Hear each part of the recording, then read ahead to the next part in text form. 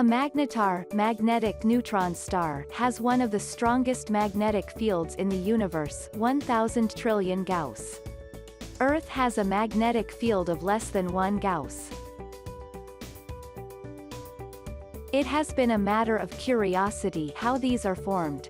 Recent research shows that the collision of two large stars can result in a large star of high magnetic intensity. When these massive magnetic stars explode at the supernova stage, magnetars could be the end result, the scientists suggest. Thanks for watching. Subscribe to Steam Daily newsletter for such amazing latest content on science and technology. Please also subscribing out YouTube channel.